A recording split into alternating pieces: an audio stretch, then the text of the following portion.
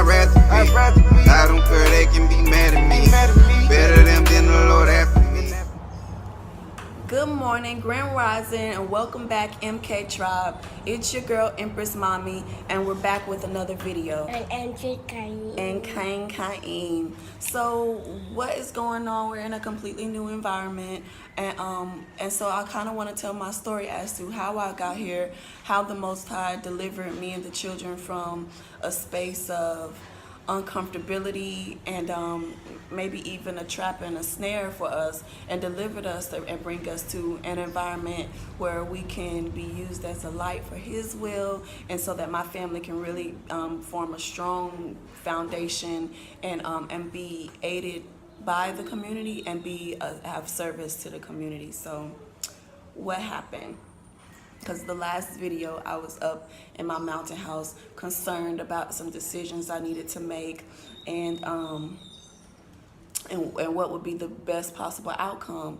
So after 2 days of almost being depressed and crying and meditating and fasting and asking, I almost started to feel like, well, is this a trap? You know what I mean? Like, is this me lacking faith because I'm in a position where I need, and then there's someone that was in a position that needed me that I knew was not in it for all of the right reasons. It's kind of like self-sufficiency, self-survival, and self-preservation at the expense of my peace and me and my children's happiness. So I had agreed to help.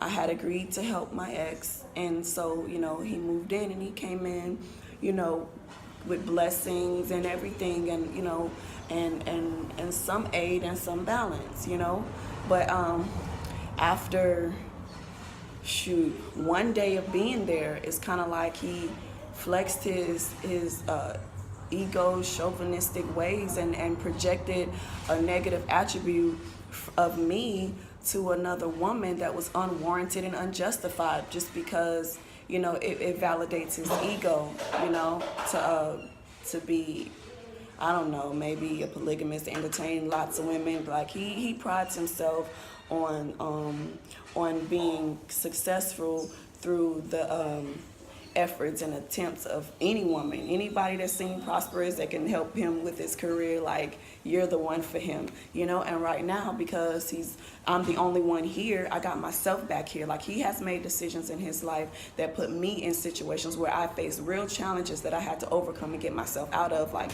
homelessness, being in the midst of a polygamous relationship that is unfruitful to me and my children. It's just lust and pettiness, lower vibrations. You know what I mean? Sometimes the vibrations were high, but for the most part, it was filled with deceit and too much sweetness and not enough solidness.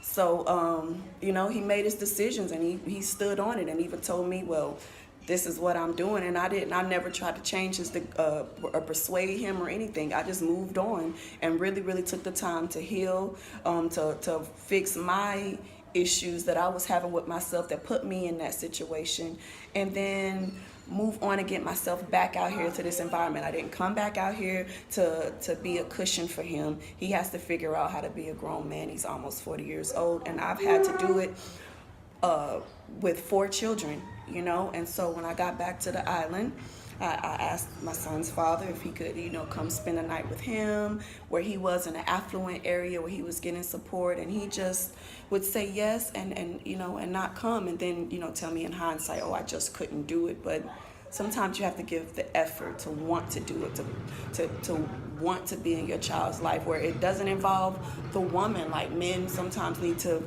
if the woman is not really open to you, just learn how to just be there for your son and your children. But he's never really been that type of provider where it's his main priority to take care of somebody else, because he's still like, well, I need help for somebody to take care of me. But I'm not doing that. I ain't your mama. You know what I'm saying? I fathered you fathered our son and I'm his mother and he is my responsibility. So the brother came in, and I would support him absolutely, because we need a strong black family unit. We need each other out here.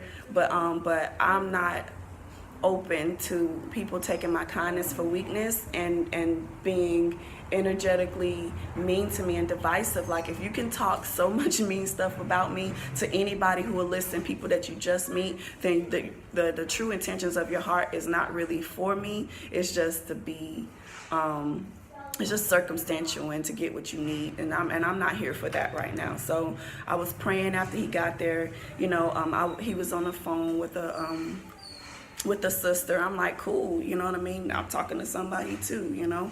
And I asked him to put the phone on speaker because I was dealing with some corrections with my children.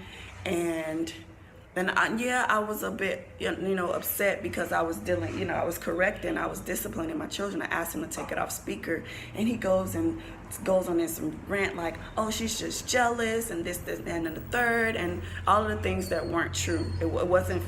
It did that space that me asking him to put the phone on speaker did not come from a space of jealousy.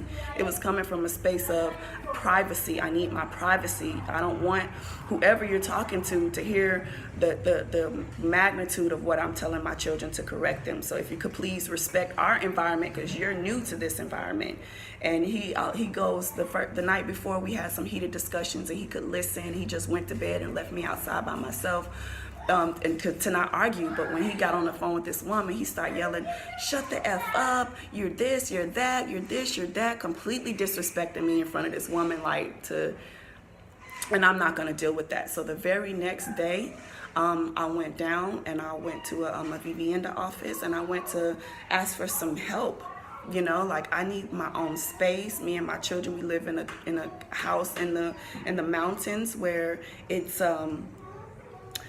mold in the house, and snakes in the yard, spiders everywhere. They have no place to play, even though it's a beautiful, abundant space where I can pick food all the time. But it's just not conducive if I don't have the proper support. And he came in showing me that he wasn't the proper support, because we said that we were going to be a help to each other, and he really didn't have all of the resources that he needed to put things in balance. And it's okay if we have to work for it, but he wasn't focusing on work. He was just doing what he's been doing. And so I'm here to break cycles. So the cycle has been broken. I walked like 10 miles one day to go to different offices in the town to get these paperwork and documentations completed so that I can turn them in. So my will and my desire to break these chains ultimately granted me a reward. The very next week, I turned in the paperwork, and they already had a place, a 4-bedroom apartment available for me. So I went that very same day to look at it, and it was amazing. And this is where we are now. I'm gonna give you a house tour. And I was a bit concerned because I haven't been in an apartment since my 12-year-old daughter was a baby, But I humbled myself, have very humble beginnings, and I'm very thankful how the Most High has been a blessing and a deliverance to me through His wisdom and only begotten Son. So I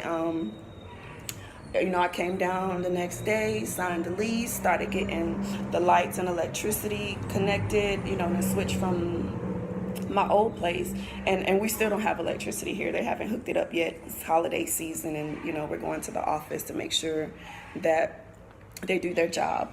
But it's still peace, it's still abundant, it's still beautiful, it's still comfortable, and we are still thankful, so very thankful, because the community here has been a tremendous blessing unto us.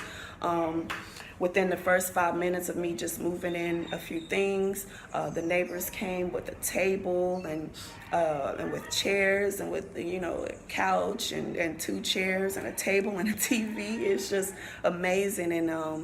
And box springs and rails, because I already had mattresses and bunk beds. So we didn't get to go get all of our furniture and clothes from out of the mountain. The neighbors brought donated clothes for the holiday season. So it's just been a blessing. We were the chosen family for dinner, and that night I didn't have any you know, food to cook because of the electricity, and it was before my neighbor kind of helped me fish the electricity in my house, you know. And good morning, Soraya. Grand Rising.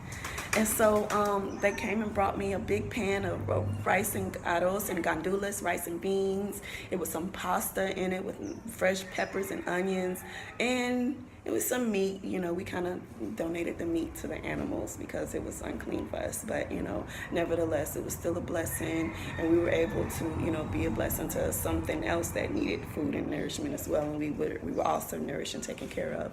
So, you know, I just want to take a moment to tell my story and journey on how I get from there to here, and just, you know, the Most High has just been amazing. You know, a lot of tears, a lot of crying out, and I know that the Most High Yah hears my voice when I cry, and I'm just so thankful.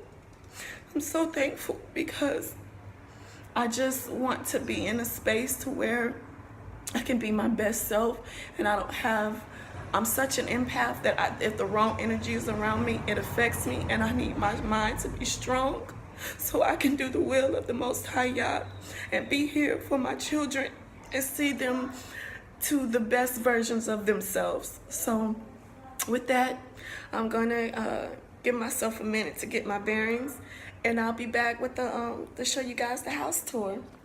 Peace. Oh, okay, Charlie, what are you doing there? Whatever.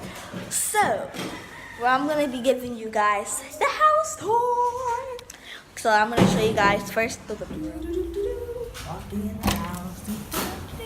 Walking in the house. And the first thing you see is the living room. Oh, that's our flowers. But this is the living room. We have these couches, the computer, and the Wi-Fi box to go there.